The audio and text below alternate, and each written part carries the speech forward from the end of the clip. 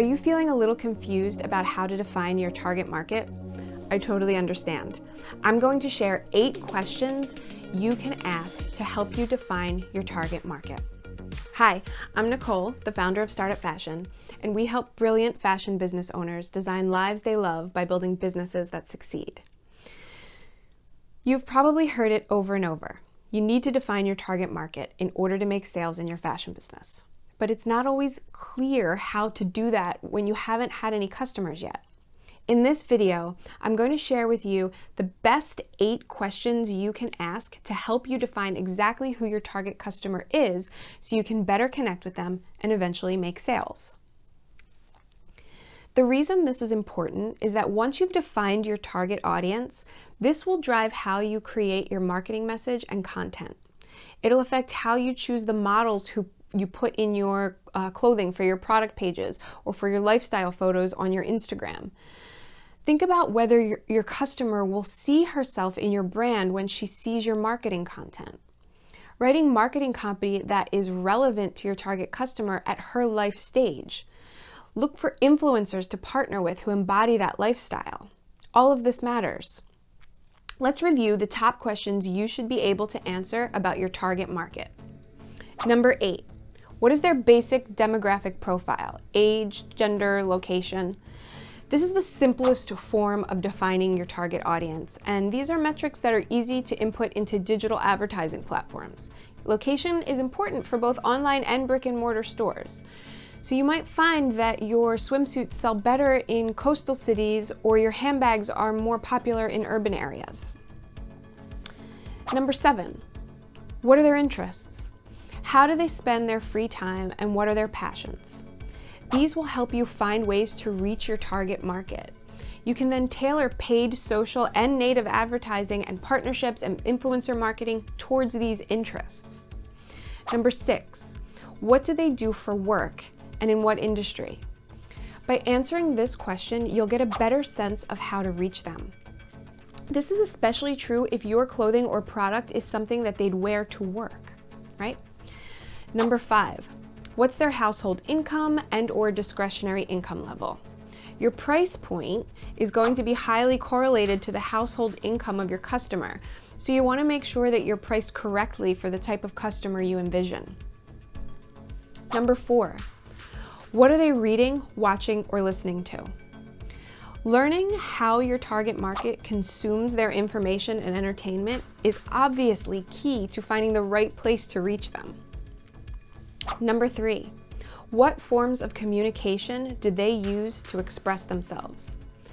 Not only are you looking for ways to engage with your target market, but you also need to know how they will communicate with you if they have questions or concerns. It's also good to know how they would communicate with their friends to give you referrals if they really loved your product.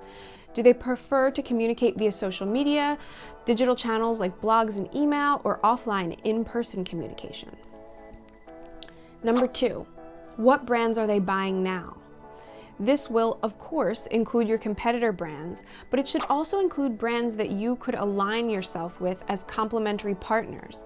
Either way, looking at these brands will give you a better sense of the messaging, targeting, and branding that connects with your target customer. For example, if your target market is young professional women between the ages of 20 and 30, you can probably guess that they're buying fashion brands that they can wear to work. And number 1, what drives their decision-making for products like yours? This is a question that you will most likely get answered through customer service, surveys, social media, anecdotes, all that kind of stuff. It can help drive your messaging on your website, in your FAQ, and your overall content. If you're selling knit scarves for winter, you might guess that your target market is looking for something to keep her warm on her daily commute to work. So she may be willing to pay a little more for something that is high quality, versatile, and easy to clean. Now that you know the questions to ask, you may be thinking, I have no idea how to find this information since I have no customers yet. I get that. So I'm also going to cover how to make educated guesses about your target market. First thing, you need a mindset shift. If you don't have customers yet, then you are building your target market profile as an ideal.